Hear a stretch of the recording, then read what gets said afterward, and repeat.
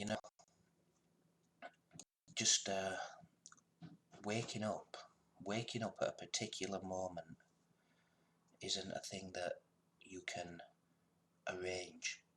You know, this isn't like a discovery that you make and you say, oh well, I've woke up to my true self, and then you put it under the carpet. This discovery is infinitely vast, and you will not ignore this discovery. You can't ignore this. It's not like a normal pursuit. You know, you're looking for another job, another relationship.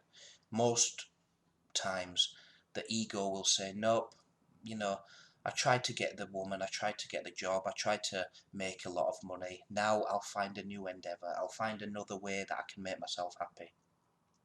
And then you change your endeavours and your pursuits, and all your goals and interests might change along with it, and what you expect and all the things you desire. But with this self-discovery of finding out who you are, fundamentally who you are, this one doesn't go away. You can't just sweep this under the carpet and say, oh well, you know, I didn't find out who I was, but it was a nice effort, a nice attempt. I enjoyed it. No, no, no. When that pursuit of self starts, whether it's just by watching a sunset or some traumatic experience, maybe a near-death experience, maybe something very profound happens in your life, maybe you bump into a master, a sage, a teacher, this this like a snowball. This will happen like a snowball. It will gather momentum. It will gather uh, speed and size, and it will become all-consuming, because truth is all-consuming, and truth leaves doubt in the dust. Doubt is eliminated when truth is seen, and that's the whole point of the guru and the sage, is to point you in the direction of that which is eternal, that which isn't changing or transient. Because as a person, we're always trying to hold on to things that we think we can own. We claim ownership of people, we claim ownership of land and resources, we even claim ownership of these bodies, you know, of the atoms and molecules. This is mine, I own this. And of course it's absolutely untrue. And seeing through this illusion is the greatest discovery and the greatest of all human endeavours. You cannot find out anything more exquisitely grand than finding out who you are and your true self and your true nature and what it is to be and to say I am. You know, someone once said to me, well, I don't see that we're all connected, that we're all one. And I pointed out very obviously that, well, had you not have said that, I wouldn't have responded with my answer now that I'm about to give.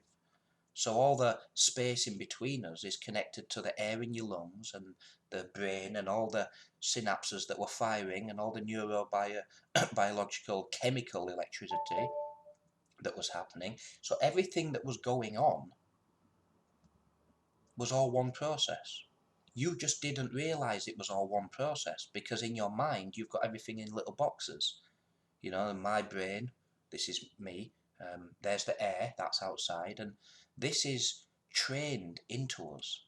And we've got this background program running all the time. So it's second nature to think, well, the sun is not me, because look, the sun is 93 million miles away. Yet the sun and this eyeball are one. They can't not be connected. By virtue of the fact that this eyeball is, and all the mechanics of the eyeball, the biological gadgetry, and the space that the light can travel from the sun to Earth, this eyeball is absolutely at one with the sun, as these words are at one with your ears and the one who perceives them. Where is the separation other than in the belief that we're separate? And if this belief sort of filters down into our subconscious, then, you know, we'll believe that people are separate, that, you know, because he's black and he's white, that these two are different things, or because that's far and this is near, that far and near are not somehow the same entity. And of course, the example that I gave specifically was a seed from an apple. A seed from an apple contains genetic information, but it can't grow without the environment. It has to be under certain conditions to grow. So if you just put this seed on the table, it'll just rot. It'll just become a little pile of mass and rot away, and die and decay, and change into some other form. But when it's in the right conditions, the sun, the rain, the land, the atmosphere, the clouds, the soil, all the nutrients in the soil, all the animals that live in that soil, all work together so that this one seed can grow and become a full apple tree, which can then give a multiple uh, copy of itself, so that the cycle can continue forever. And under the right conditions, it would continue forever. The universe is infinitely abundant. From one apple, you can derive, 50 apple trees, which all contain 500 apples. Which then, of course, if you do the mathematics, numbers are getting bigger and bigger and bigger. So the universe is infinitely abundant. It's always giving, naturally. And I think it's absolutely astounding that when you come to this sense, I am, you realize the infinity that you are. Not the person, not the ideas, not the desires, not the concepts and memories of who you are. Not a bunch of information that says I'm a woman, I'm a man, I'm rich, I am poor, I'm American, I'm Indian. No, I am is the same for everybody. Everybody has I am. Everybody has a sense I am. You may say I am a woman. He may say I am a man. I am old. I am young. I am right. I am wrong. It's all the same I am. If you strip away the ego, the thoughts, the ideas, it's the same one self here. I was sat in a room with about 30 people the other day. I didn't see 30 people. I saw one consciousness. There may have been 30 bodies, 30 brains, 30 personal stories, 30 individuals, all with very expressive, very independent stories to tell. But there was still only one consciousness in that room. Only one self. And when this is discovered, you won't look at another brother as separate from yourself. You'll see yourself, truly, as Jesus said. See your brother as yourself, because ultimately, fundamentally, when all is stripped away, we are all this self. And this is the enduring I am. I am has endured through all of human history. I am was here 4,000 years ago when Moses spoke and brought the message. Buddha brought the same I am message. Krishna and Jesus all brought the same message of I am. Now, over this 4,000 years of human history, things have changed, politics have changed, rules of land and law have changed, new leaders, new kings, new queens. There's been bloody battles, and there's been, lots of times of peace and so on. But I am has endured. The same I am that was being spoken 4,000 years ago is here right now. 4,000 years ago, the same I am is here right now. And you can proclaim this I am. You can say I am that.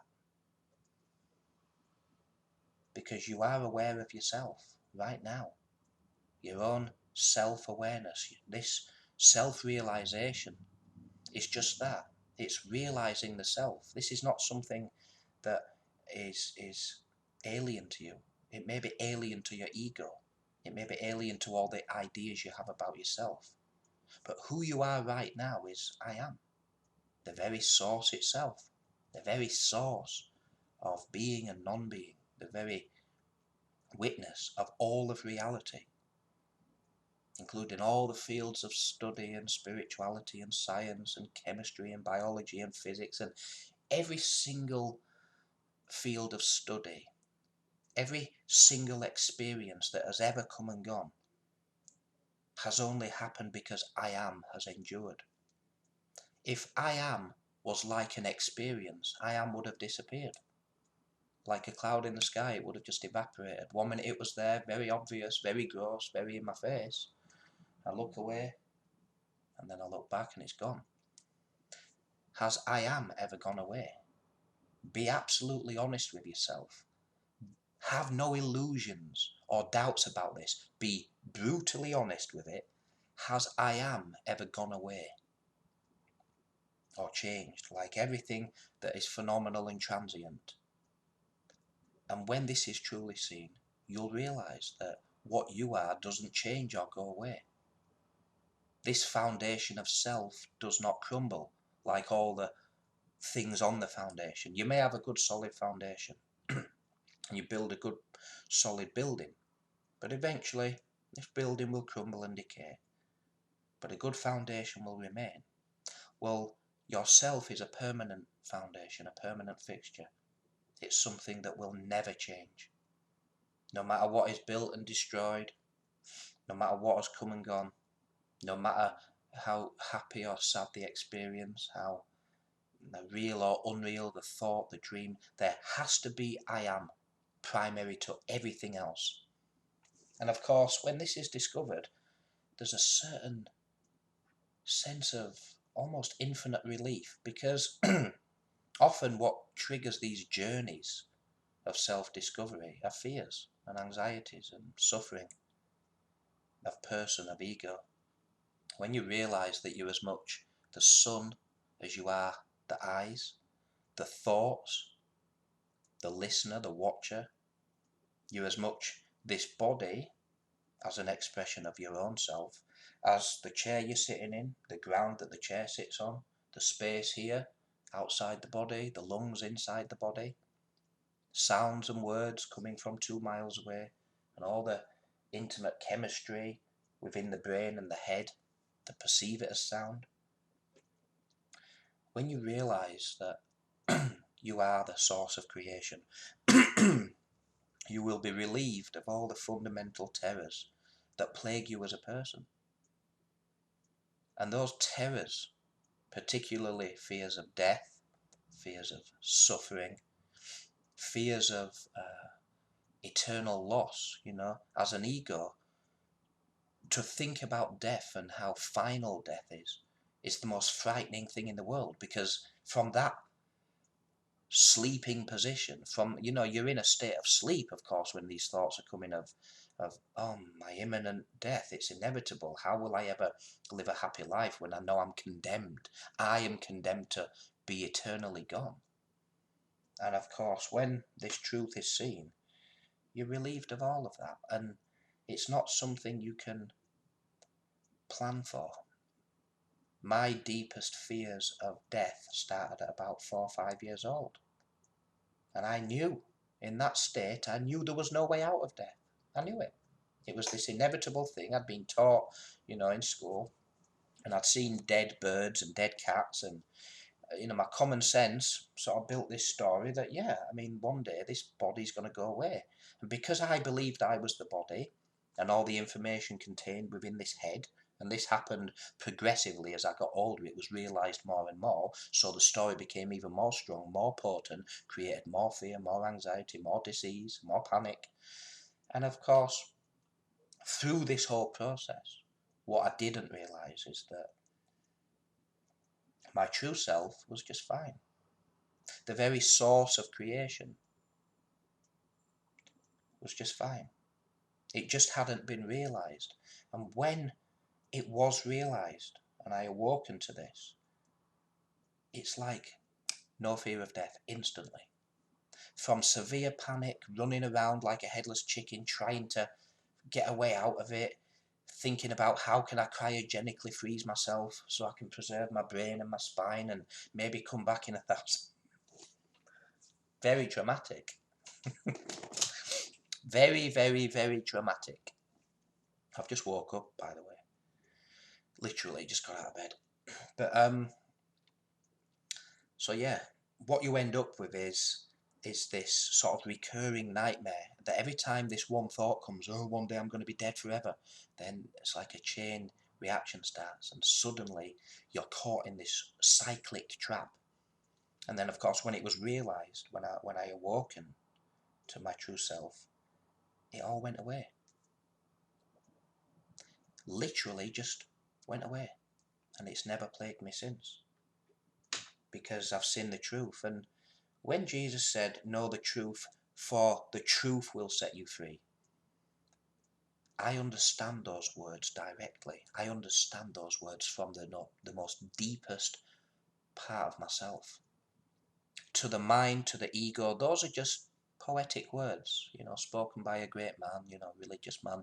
We've all got our own personal ideas about Jesus and his teachings, but the fact is that this is a divine truth, and the message that Jesus and many other sages bring will rock the foundations of your ego and will completely disorient everything you know about your life. And all that you think you've learned will be unlearned, and all you think you know will be unknown. And that's a great start. That's an unbelievable start, when you just accept, actually, I don't know anything. I've been gathering all this information up for years and years. I've been going to college and this and that, and I've been putting labels on everything.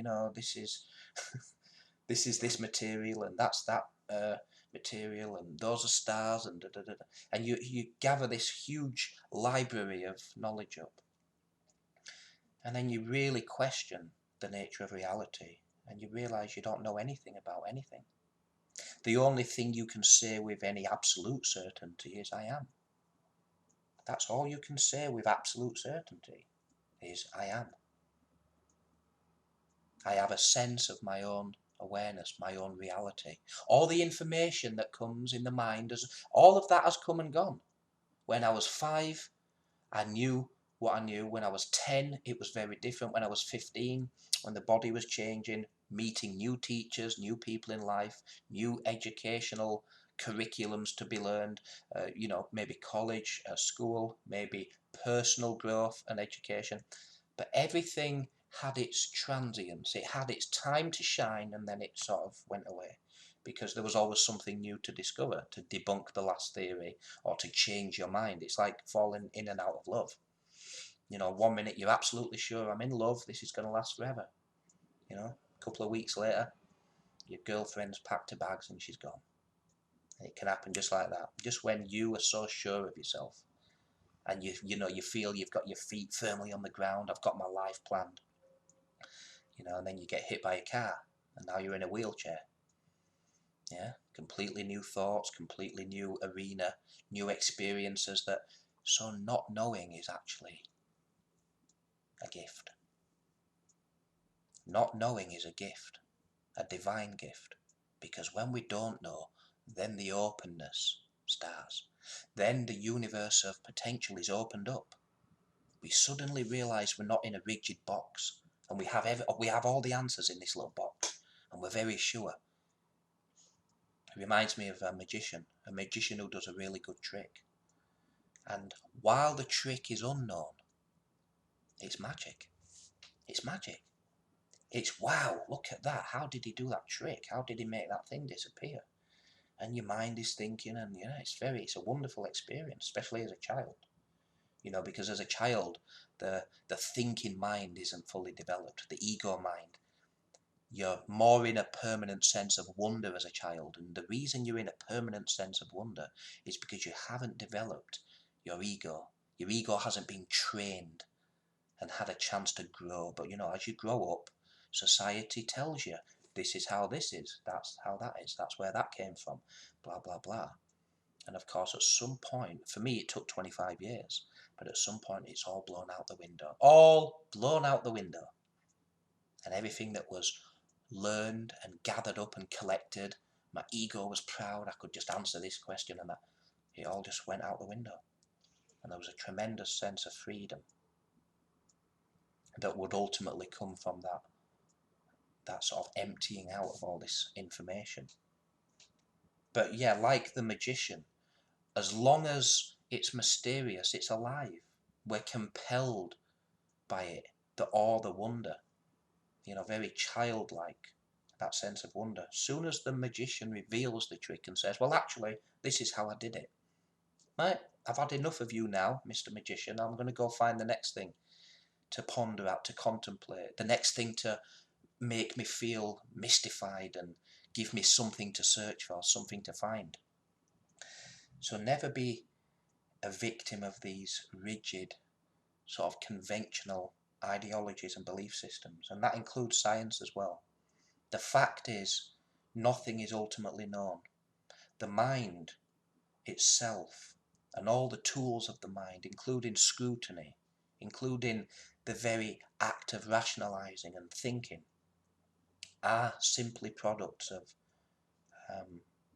the collective ego that is society, that is the education system, that is the news you watch, the programs you listen to, the radio, the newspapers, whatever. But ultimately, yourself doesn't require any of that.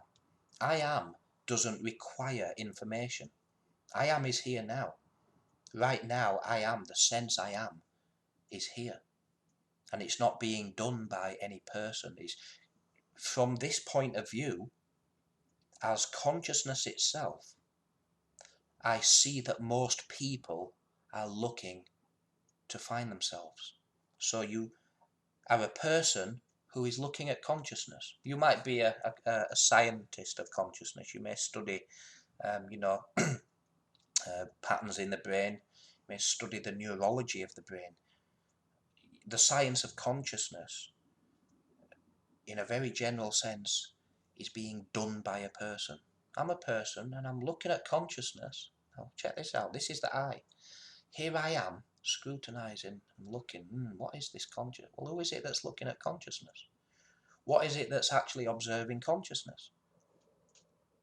When you start to ask these questions, you realize that the train of thought and the patterns of thought that have been coming and going and appearing consistently, and I say coming and going because it's not like it's on all the time, you know. It's a steady on off, learning, unlearning, and then eventually you end up with an idea, and you come up with a theory, and then you go, right, now I'm satisfied, I'm going to stick with this theory. But this I am, this very I am, has been there all along. It just hasn't been realised or noticed. I am is here right now for you. Your sense I am. It doesn't belong to any organisation. It isn't any colour or shape. It doesn't need to wear a uniform to be recognised. It doesn't need a flag or a nationality. It doesn't need any particular skin colour or creed or religious idea to confirm it. Yourself is here right now, permanently, infinitely natural. Nothing to do with all the ideas you have about yourself as a person. Find this out about yourself, and joy will be the only thing that you experience. Eternal joy. It's very, very difficult to convince one who is mind, ego, enveloped by the stories, the conditioning, the programming. Very difficult to say this to someone without them already having an answer. The answer may be a very ignorant one. No, that's just spiritual crap. And then, their usual program starts running again. So they've got all these sort of defense mechanisms just to shut it out. No matter how plausible your words, no matter how true they may sound, the ego loves a good challenge. I tell you, if you're ever having a fight with someone over who's right or wrong, just say I'm wrong and let them be right. That's how you shut an ego up. You don't feed it. You don't pour fuel on the fire, basically. And I know in personal relationships that can be a very tedious, energy draining process. Who is right, who is wrong, how do we bring the kids up, what's the best way to manage money, were you looking at that girl's ass? Sort of a quiet surrender. A quiet surrender is always the best option in them kind of situations. Don't let your ego be bloated, because it'll fill you know, it will fill your very being with negativity. You don't want to experience that. It's not a good thing. Remember, just ask yourself that great question. Do you want to be right, or do you want to be happy? Simple as that. You choose. Anyway, that's the end of this talk, because I'm bored. But I will say this before I turn this off. Everything that you're living now, all your life, I'm going to tell you, will change. It will go away. It will decay. You can't keep any of it. You can't keep any of this. Find out who you truly are. Find out your true source, your true self. Because this is the greatest discovery ever to be made. I'm not saying don't enjoy life, you know, do your thing, but the suffering that will come with trying to keep things, keep people, maintain your youth, pursue happiness or wealth, this will be the opposite of peace and happiness. There's no peace and happiness. It's a very difficult way to live, difficult way to enjoy the experience. You know, St. Francis said, what you're searching for is already where you're searching from.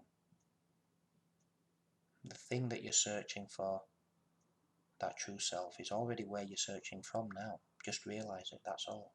Simply realise you're already that. You can say, I am that already. Whether it's that which I perceive temporarily or that which is perceiving permanently. The self is all.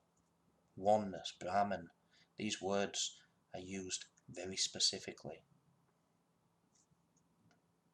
You know?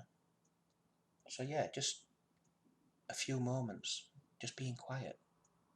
And watch all the thoughts coming and going. Hear the traffic in the background.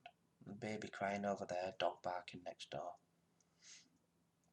Or maybe you're out in the country somewhere, you hear a bird singing, hear the wind blowing in the trees. Find out the one who is witnessing everything, yet is not affected by anything. Come to this space within yourself that you are, and you'll find eternity. You'll find your true self, your true source. Anyway, I think I'm going to go back to bed.